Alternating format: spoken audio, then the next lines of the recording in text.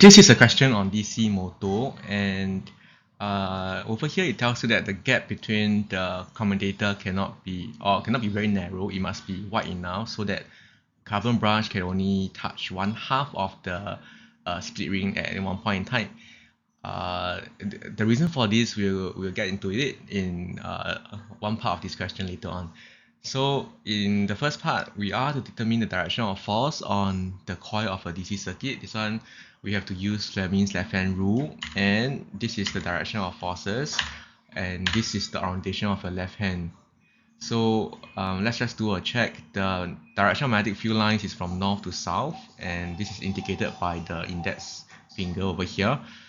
For AB, current is going from the positive terminal into this half of the split ring into A and going into B. So direction of current is going from A to B, which is indicated by the middle finger over here, and it swings over to C, and current moves from C to D as indicated by the middle finger on this side.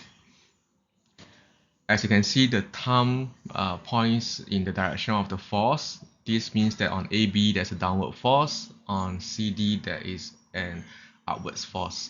This will make the whole coil rotate in an anti-clockwise direction.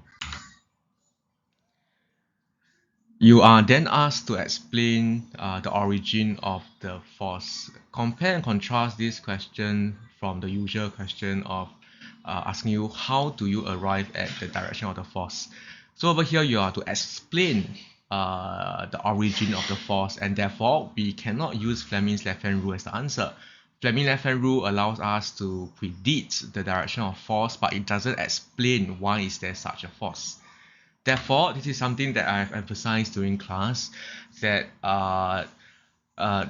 Fleming's left-hand rule works and there's a force created because there is two magnetic fields interacting with each other, and when there are two magnetic fields interacting, like for example when there are two magnets near to each other, there will be a repulsion or attraction force. So in your answer you must indicate that there is an interaction between two magnetic fields. One is the magnetic field of the permanent magnet. The other one is the magnetic field of the electromagnet, which is the coil that carries the currents. And the direction of a force is always from a region of higher magnetic field strength to a region of lower magnetic field strength. Next part, you are to state what is the function of the carbon brushes and the split ring in the DC motor. This is a standard question. So a carbon brush is to allow for electrical contact between the external circuit and the solenoid. So this allows current to flow from the battery or the power source through the carbon brush, through the split ring into the coil. Then the split ring is to reverse the direction of current every half a turn, so that the direction of force on the coil will be reversed every half a turn, and this maintains the continuous rotation of the coil. In the next part, why is it that the carbon brushes should not be allowed to touch both half of the split ring? Why is it that we must build a pretty big gap between the two halves of the split ring? This is the answer, because we are trying to prevent a short circuit.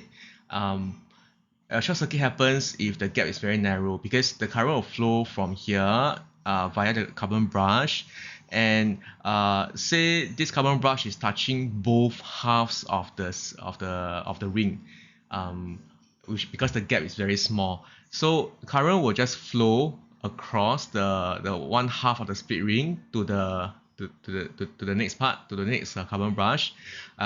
Current can also flow via the bottom half of the split ring because it's touching to the other carbon brush, and then go straight back to the power source.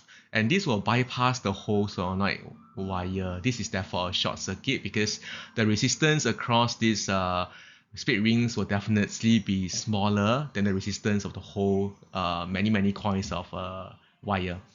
So therefore, the gap between the split rings must be big enough, bigger than the thickness of the carbon brush, so that the carbon brush cannot touch both split rings at the same time.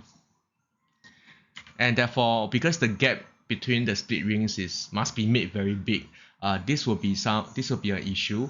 Sometimes it's hard to we can't really turn on the motor, because the carbon brushes might happen to be not touching both split rings at the same time. So the orientation of the split ring is such that it is perfectly horizontal, and the carbon brushes are at the gap, exactly at the gap of the split ring.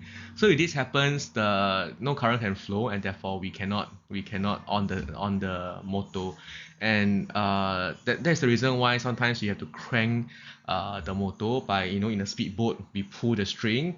In a car, actually, when you first turn the switch on your car, there's a starter motor that runs, and this is to start rotating the commutator, such that there can be electrical contact between the carbon brush and the split ring for the motor to start. When the coil rotates past the vertical position, what happens to the current in the coil? The current in the coil will be reversed in direction, because the same split ring has now rotated to the other side and is now touching the other carbon brush.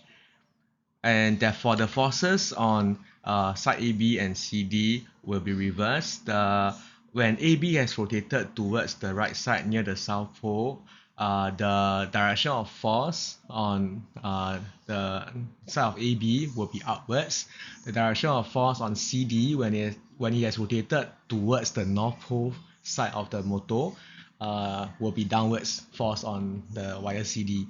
This will ensure that there is always an anti-clockwise moment that keeps the whole coil rotating continuously.